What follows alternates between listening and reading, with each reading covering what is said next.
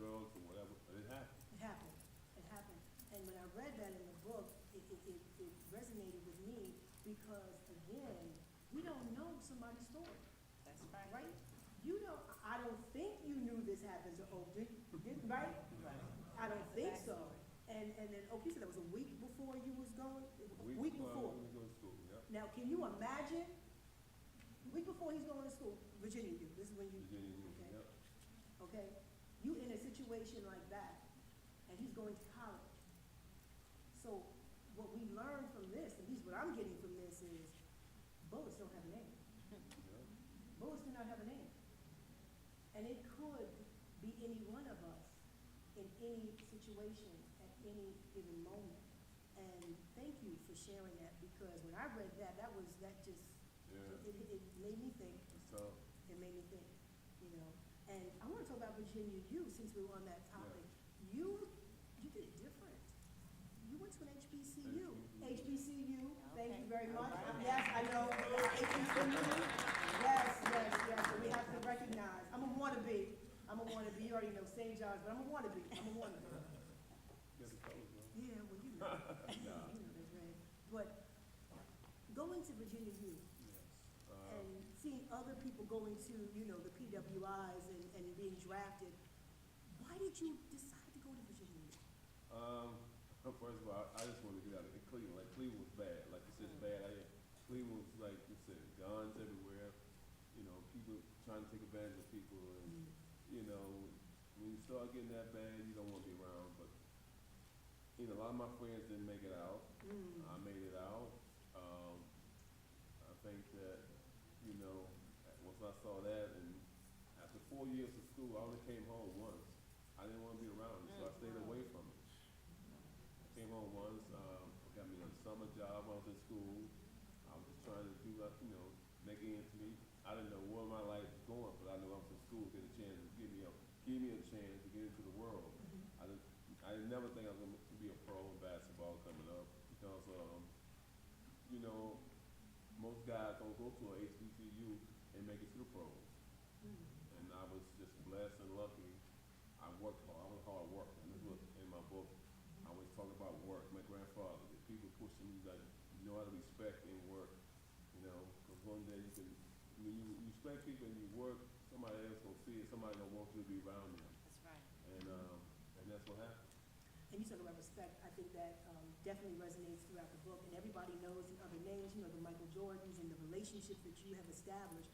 But when you read the book, it's very clear why these relationships happen, because I think they saw how you came to the game serious, committed, working hard. And you talk about how, Jordan saw how hard you worked. Right. And the word respect is really important for us to walk away with, how we respect each other. And I think that's what sets you apart, more so, of having respect and giving respect. Yeah, like my grandfather, like I said, what he did, he didn't talk a lot. He showed and cared. And I think for the NBA, come from the union, people never expected me to turn out the way I did. But my thing was, I worked a lot of guys, gave myself a chance. And when people see you working and not quitting, not giving in, stand your ground. You gotta stand your ground no matter what you do in life. You gotta stand your ground and let people know. Always be serious about what you do and what you do. You do it for the love. And I think that when somebody love the game, always be on time, committed, show them that no matter what you throw at me, I got an answer for it. They're gonna open the door for you. Wow, and the doors have definitely been open for you. And we do not have a lot of time to talk about, the trades and going to this team and that team. I know, your fans want to talk about that, but let's just get into chapter 19 that resonates with me. Say his name. Say his name. Mr. Charles Oakley gets into George Floyd in this book. Can you just touch upon, first of all, why did you feel the need to talk about George, a whole chapter, say his name? He changed the world. If you look at it, what happened, a lot of other people changed the world, but you never saw it like, what happened to him, 19 seconds, whatever,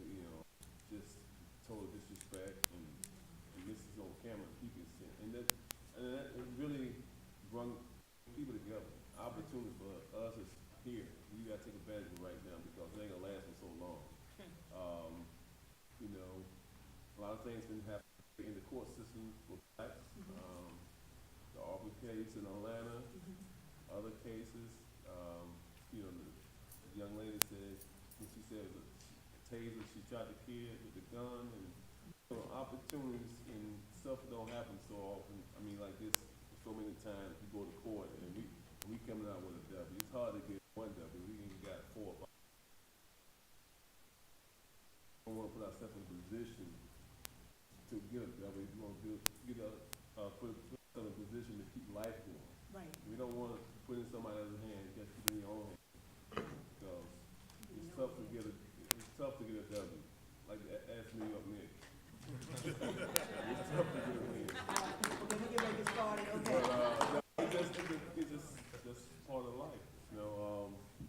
So the George Floyd thing, like I said, I went to the, you know, Breonna Taylor, I went to her prayer rally, I went to George Floyd funeral, I went to the protesters, and just, you know, I know that when I went to Memphis to see when King, when he got killed down in Memphis, the hotel, they got the whole setup about how all that stuff happened. So I've been into the movement for a while, not just because of George Floyd, but it make you, what happened to him, I mean, if you fell for anybody, you should want to be a part of this moment, because he took a loss for us to get a W.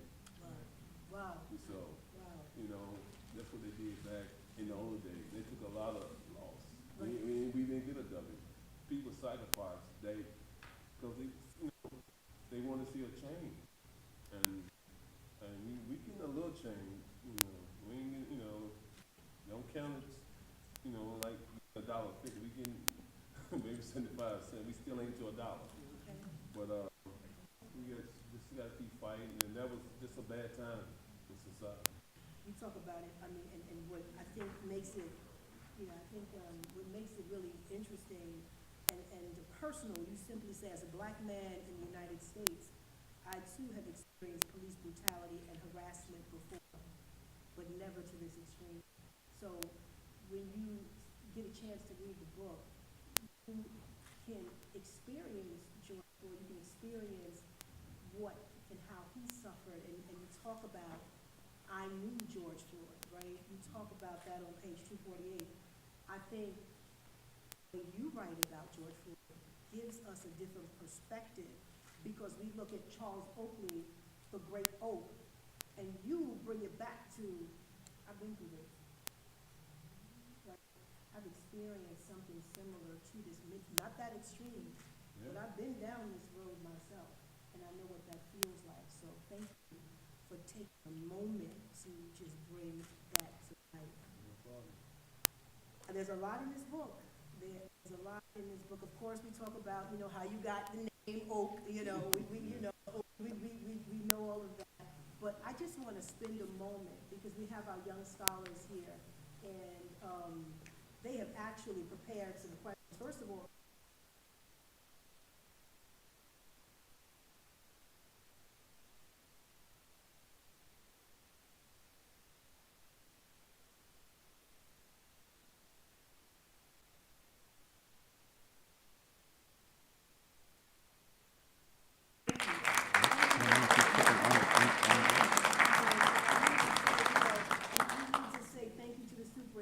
who saw fit to make sure that our young men and our young lady got over here safely to see and hear you and learn something. So thank you for coming to the great city of Mount Vernon. We appreciate you. So let's get into it. Ajane talks about, oh my goodness, okay. So Ajane, what advice do you have to give girls who want to go to the WNBA? And coach or be on an NBA team? She says we know it's double standards when it comes to pay and recognition, especially for black and brown girls, and that brings me to Shay, what's the young lady who's in Russia right now? Brittany. Yeah, that just, when I saw that question, that's just, I can't stop watching and learning about what's going to happen to Brittany. So anything you can share to Ajane? Well, my thing, I'm glad they started the WNBA and gave these females an outlet after college. Because female game is, I love watching the females. Female excites you because it's, when you see them and go, do the same thing Steph Curry can do, shoot, go quick, go to the basket, and grind it back. I mean, you don't expect female to do that, but they catching up. And I think that, you know, opportunities out there. I think that, what happened, you know, Brittany is just crazy. But that's what I'm saying. All this stuff they legalize, and they ain't legalized everywhere. Right. You know what I'm saying? So, yeah, it's therapy. You know, they say okay. You know, some people their back and that they heal their body. What was you healing your body at 15, 18, 19, 20? You just got legalized. So my thing is, careful what you want to do, because I think she probably wish she never got into the marijuana, weed or whatever it is. And I think that other people's eyes should be opening up too. Like, you know, Russia's, I mean, Yeah, but they you know not what, playing. I just gotta say this. The fact that she had to go to Russia, Yeah. that's the real deal. I mean, the Well, fact that she had to go to Russia to make a living for her family. Because look at the amount of, the money that she's making there Right. and the money that she would make here in the States, it's huge. It's a big difference. It's a big difference. And that's what I'm looking at Well, from that I was gonna perspective. do an interview, not to cut you off. Okay. I think every NBA owning team, owner, they need to make it salary cap up to at least $1 million for Okay. each female team in the WNBA. There we go. There we All, go. all this money these guys give in the NBA Yep. today, 85% of them is overpaid, about millions of dollars. And they can make this cause really come to like, yo, they should stand up, they should step up. All the NBA owners, they should donate each WNBA team some type of ways. They salary cap can be $1 million, from $100,000 to $1 million, instead of 10,000 to 250,000. They should. This when the big boys step up and make a difference. And I think that they pay them teams that much money, that means she don't have to go over there. Great. Thank She you. don't have to put her life on the line in another country to survive and come back to the U.S. Thank you. Ajane, did you get yours? All right, did you better, clap for this, because she put this, she's been thinking about this question. Thank you so much. It's a great question. Great question, and thank you for that answer. Because, I mean, from you, hearing what the owners need to do, and perhaps giving them this wisdom, perhaps will resonate on some ears, and we will see some change. So thank you for putting that on the record. Thanks for asking. Devon, where's Devon? There's Devon. Devon, you know, he takes a little different approach. What advice would you give your younger self? And what have you learned through the years? I learned number one is always listen to your mom and your dad. And you gotta do that, you know, and that's why I hear a lot about the kids, but they don't listen no more. You gotta say, come here 3 or 4 times. That's wrong. I always, you know, I tell my son, if I say it once, I shouldn't have to say it twice.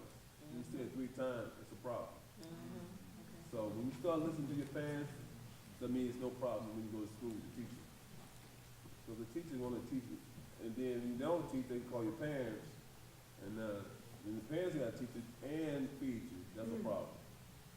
So you got to know as a kid, when you go through challenge, you know, certain areas, you know, maybe, you know, 1 to 6 or 7. When you start getting 8, 9, 10, 11, the attention span, you got to go directly to your, you know, mom and dad, your teacher, because you're growing up. Your body's changing. Wow.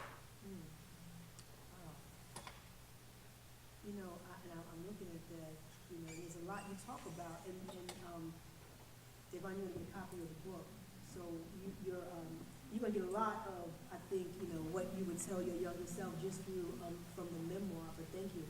Salif says, what internal conflicts or insecurities did you face growing up? Self-doubt, anxiety, fear? Never was scared. Fear, I mean, fear is something, it didn't get into me. You know, I know that when I was coming up, I got cut from basketball.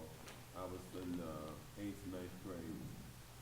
And I played football too.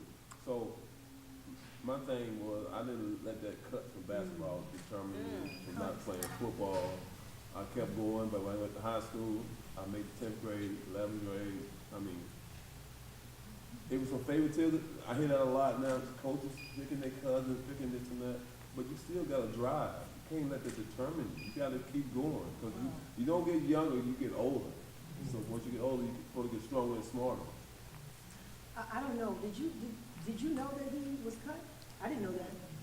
Okay, so we sitting here with Charles Oakley, he just told us he was cut. You said the 9th grade? 8th grade. 8th grade. 9th grade, yeah. He was cut. Now, could you imagine if he quit? We wouldn't be sitting here today. Thank you. Thank you for that. Salif, did he answer your question? Yes, he did. Oh, there's Salif over there. Did he answer your question? I think you got a good answer on that one. Nas, can I go to yours? Nas talks about role models. Who were your role models in the community growing up? And what affirmations, wisdom, or lessons did they give you? I mean, my grandfather, I was a grandfather, you know. He was just so strong, so powerful, did everything. He never complained. You know, he get up at 4 o'clock in the morning, go to the field for like an hour, hour and a half, come back, eat 24 biscuits, walk to work for 2 miles, come back home. So he was my everything. I seen this in myself, 'cause that's why I get up every morning to this day around 5 o'clock, 5:30. You know, so he was a lot. You know, my mom just, you know, she went in back from Alabama to Cleveland with her, just seeing her, you know, determined to get up, catch some 2 buses, come home. So she's always cook a big Sunday meal. She didn't have too much time during the week. So one of my other sisters would cook like on a Wednesday. So her food from Sunday would last to Wednesday, and my sister cooked for Thursday, Friday, maybe go out, maybe one day, you know, get some wings or something, and a barbecue on the corner. But it was good though. You know, we all gelled together, and we helped the house together when she wasn't there. But I mean, your family, your friends, your neighbors. One thing when I was growing up, if you did something wrong, it wasn't your mother, your sister, somebody. It said they gonna put you in order. They looked out for one another. So that was good too though. Wow. Nas, did you get an answer? Where's Nas? Did you get an answer, sir? Thank you. Levansky, can I move on to what advice would you give aspiring athletes on how to invest their money when it appears to be a lot, but spending more than investing? Wow. Any advice? Yeah, you might have to get 2 or 3 jobs. No, you have to understand what you got coming in, what you can give out. You got to stay within your means. I know some of your neighbors might have a brand new car. You want a brand new car. Sometimes you can't afford that car. You got to build up. It's a process. You know, you give everything early, then late. You know, but no, you just got to be patient and knowing that, you know, money don't come easy, and especially if you got a family or you just got, you know, you're just single, you just got to know. You can't go out and eat every day. Right. You got to learn how to cook. Right. I learned how to cook. I do a lot of cooking. So I just probably do a lot of stuff y'all probably never heard of. Right. Most of y'all probably, I'm just a basketball player. I do a lot of things. I give back too. But you got to budget your money. That's a key thing, balance your money. And you got, like I said, taxes, spend, and save. So Did you get a pearl right there? you got to, you know, that check, you know, you work, what, 4 weeks in a month, 5, so you basically add all up what you made, and then that's why I'm working with some kids about being responsible about what you're doing. And once you grow up, your sisters and brothers, they gotta help you out a little, cause you don't know. I didn't know. You gotta get some financial advisors according to the field you're in. You know, so most ball players have someone guiding them. You know, what you take, what you get in. They tell you can't spend everything. So if you make $2,000 a month, you can't spend the $2,000. So you gotta have a budget for the month. Wow. Budget. Did you get your answer, Levansky? You get, where's Levansky? There you go. he's thinking about the business behind the game, right? We appreciate that, the business.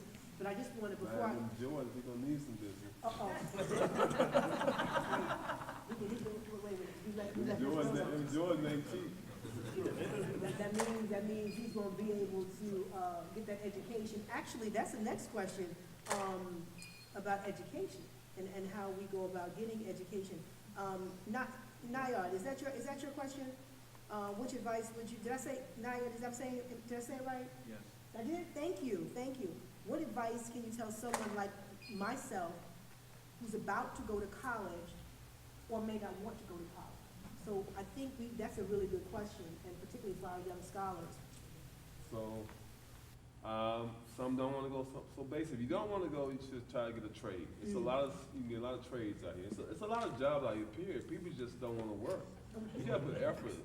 People don't wanna work, so Amazon keep open, these big corporations keep opening them. Yeah, some people might be making $30 an hour. You start out with 15, 16, it's a bill up. Everything's a bill up, you know? So you just know where you stand. If you're 18, 19, you ain't gonna make it. It go hard to come out your first job making $4 an hour unless it's construction or something. And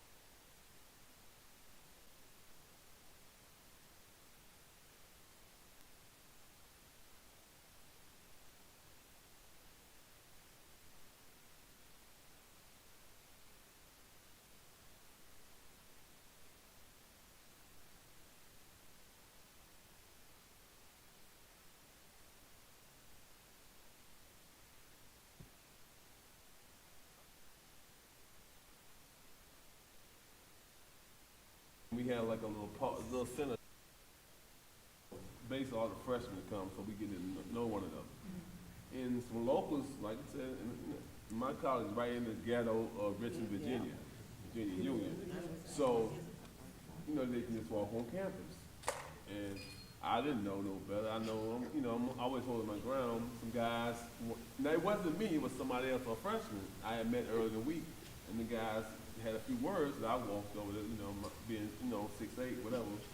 Sometimes it can be the wrong thing, but it worked out. But anyway, I walked over there, they got into it.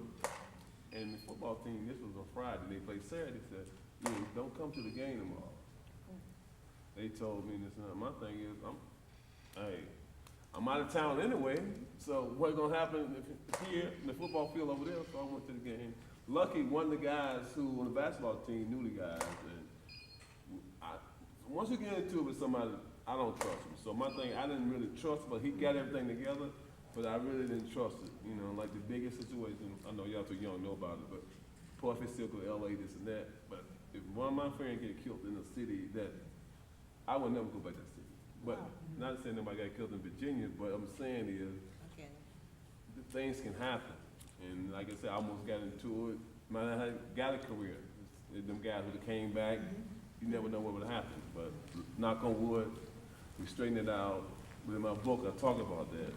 To this day, I go to Virginia a lot because I went to school there. I do camps and clinics. But like I said, always be aware when you go somewhere and you hear a problem, don't stay too long. Don't stay too long. And I just want to say this before I just get a few audience questions. Anybody have a burning question that they really, wait a second, I think, Lowe's more, wait a second, where's Lowe's? Hold on, let me run over there so we can hear Lowe's question.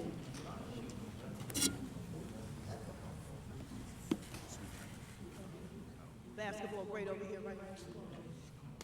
First of all, I want to say thank you for coming and sharing. We need more men and women like you who come and share your story, because your story is important and powerful. So, and just a quick story. Charles or Mr. Oakley came to the Boys and Girls Club along with Charlie Ward and Monty Williams, and my brother was playing. We were all playing on the court at the same time. They're trying to get in shape.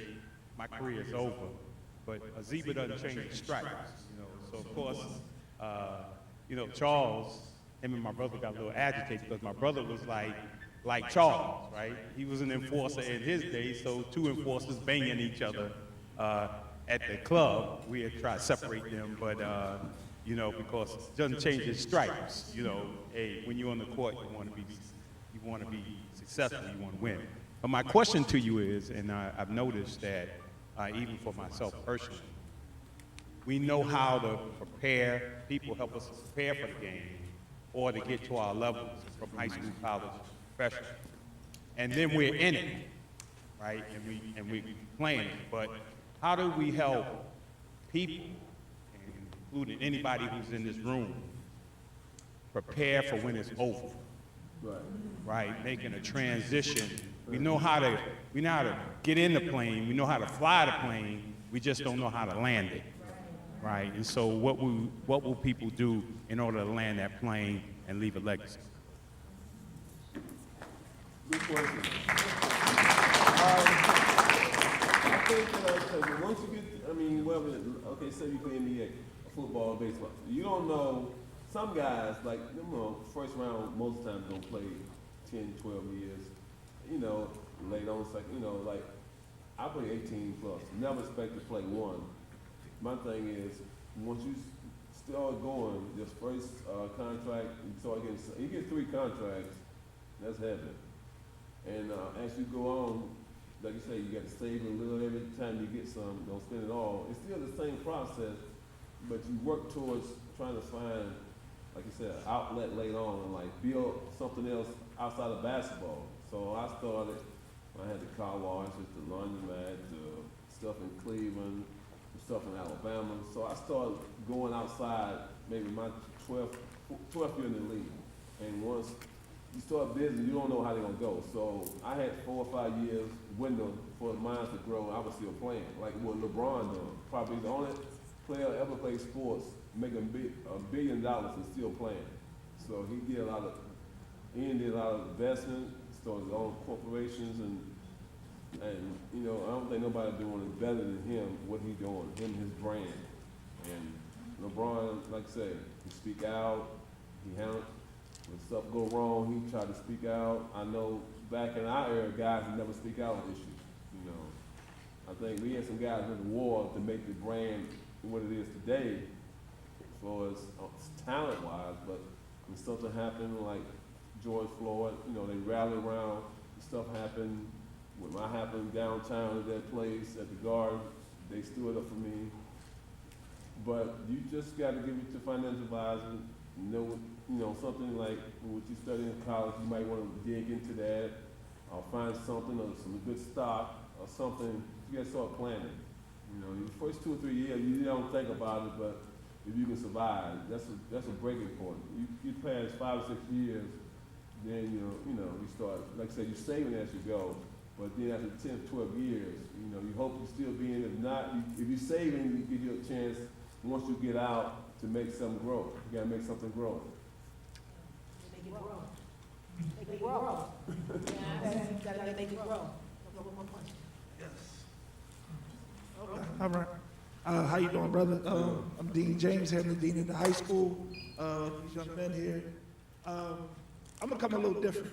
So I've heard this on 3 occasions. I just saw it on the back of the book. Spike speaks about your cooking. I see Steve Stout, who I met one time, who speaks about your cooking. Gabrielle Union speaks about your cooking. Have you ever thought about going into the food industry as, I mean, in this time now, you know, just having a restaurant to display some of the cuisine that you've done on your own personal time?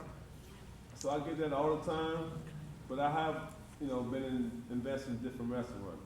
Red Steakhouse in Florida, Jezebel used to be in the city on 45th and 9th. You know, one thing about building restaurants and getting into it, for me, I'm a picky eater, number one. And I think that if I ever got into it, I want to, but I have to be there on an everyday basis. Sometimes you can get people to come in and do work and be okay, but I know how I like stuff, I have to be there, oversee everything. Because some people think they can cook, but they can't cook. So it's like when you get some, not to talk about other people in some kitchens, you know, ain't the national, should be in the kitchen cooking some stuff and it ain't, you know, they saying it's good. Nah. But cooking, I would love to. But I do a lot of charity stuff though. Oakley Hungry, I've been to Skid Row. I go to these different centers and, you know, some stuff. Oakland, I've been out to Oakland to these, you see these people in the park. I play for the Big Three. We try to go in the day before, 500 meals here, 500 meals there. So I'm always giving back. And I do small venues. I donate my name to like someone we should have did it tonight. Have a raffle ticket and someone who pulled my name, I would come to the, you know, establish some type of event planning, maybe cook for 30, 40 people and let them choose the food. We can still do that. Okay. We might do that. But it's tough. I would love to have my own. I cook for a lot of celebrities though. Just, you know, over the years, just a lot of celebrities, period. You know, from the Oprah, from the Halle Berry, like I said, I mean, it's just everybody.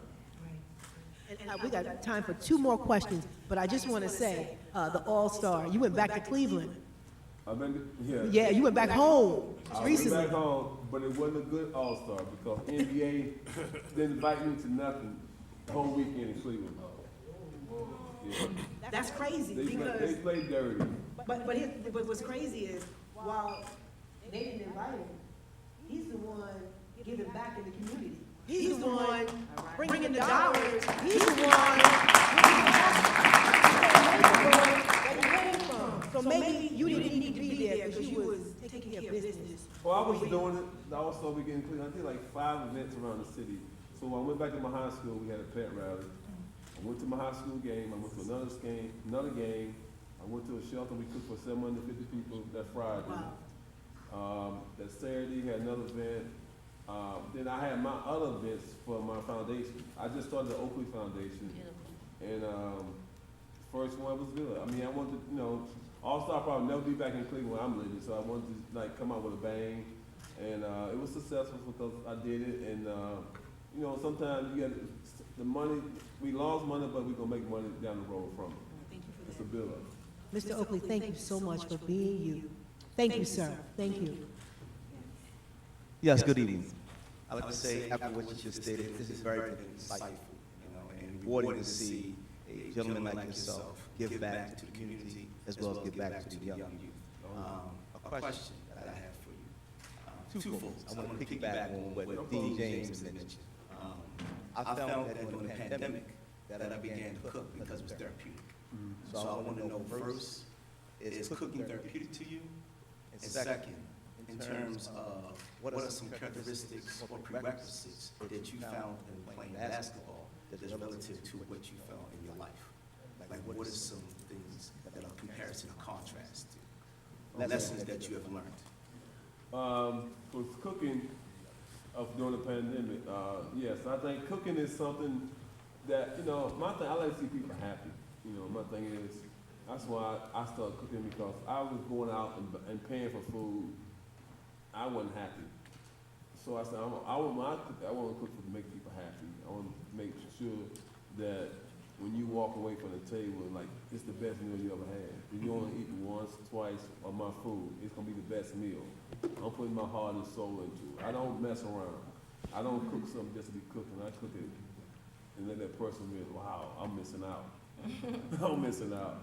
As far as basketball, off the court, on the court, life, I mean, I think the key to me was, like I said, my grandfather always got up early. And I think with basketball, I would never be late, always on time. And I think I played 18 years. I think I was late one time.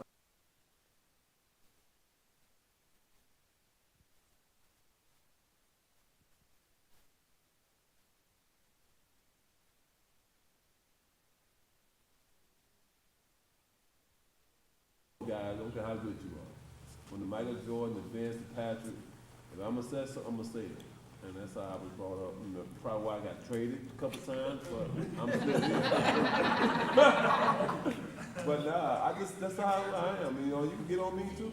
You know, but one thing about basketball, when you playing, know what you can do, know what you can't do.